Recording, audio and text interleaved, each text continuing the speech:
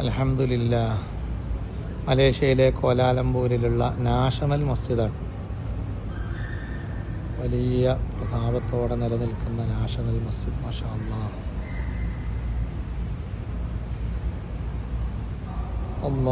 അള്ളാഹുവിൻ്റെ ഭവനങ്ങളെ എങ്ങനെയെല്ലാം അലങ്കരിക്കാൻ പറ്റുമോ ആ രൂപത്തിൽ അലങ്കരിച്ചിരിക്കുകയാണ്.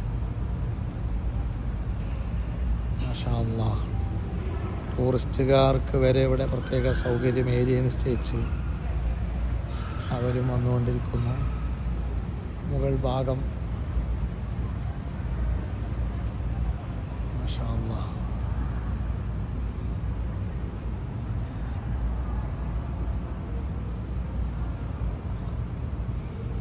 മുകളിലെ കുബ്ബ പോലെ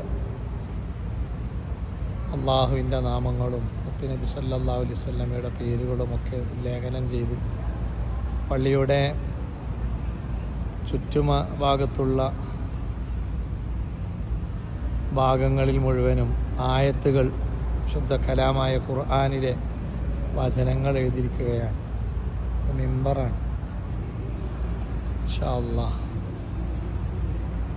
യാത്രക്കാരായതുകൊണ്ട് ദുഹറും അസറുമുള്ള നിസ്കാരം അൽഹംദുലില്ലാ ഈ പള്ളിയിൽ വെച്ച് നിർവഹിച്ചു. പള്ളി കാണുന്നതിന് വേണ്ടി വന്ന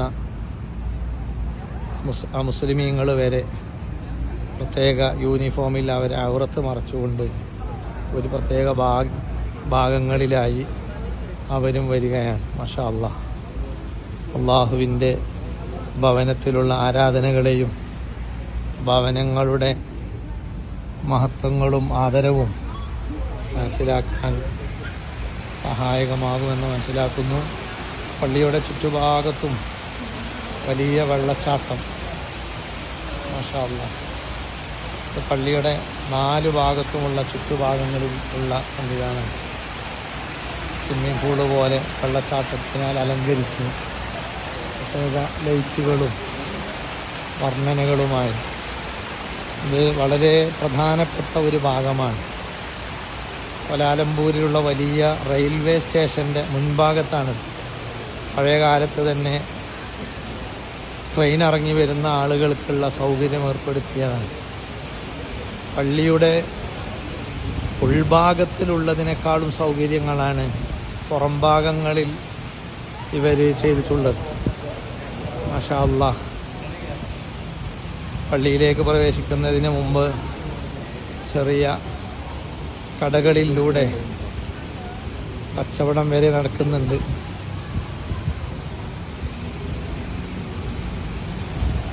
മാഷാ അല്ലാഹ്.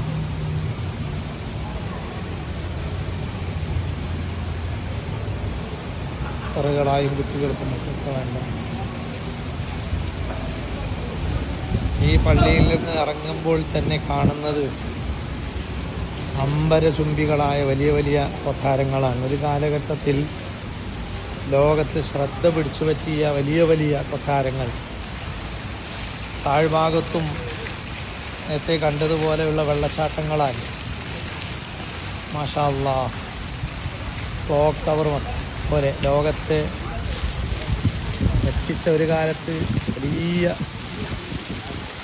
പേര് നേടിയിട്ടുള്ള കൊട്ടാരങ്ങളാണ് ചുറ്റുഭാഗത്ത്.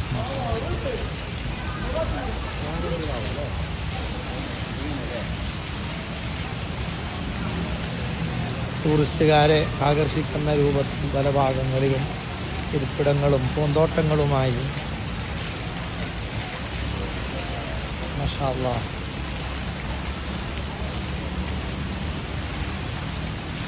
കോലാലംപൂരിലുള്ള ബിൽഡിങ്ങുകളാണ്. വലിയ ബിസിനസ് കേന്ദ്രങ്ങളാണ്, ഭരണകേന്ദ്രങ്ങളാണ്. മാഷാ അല്ലാഹ്. ഇതിൽ കാണുന്ന പല മരങ്ങളും എണ്ണപ്പനകളാണ്. എണ്ണകളുണ്ടാക്കുന്ന പനകൾ. ഇതാണിവിടെ വളരെ കൂടുതലായി കാണുന്ന മരങ്ങൾ. മാഷാ അല്ലാഹ്. ഒരു ഭാഗമാണെങ്കിൽ മറ്റൊരു ഭാഗം. മാഷാ അല്ലാഹ്.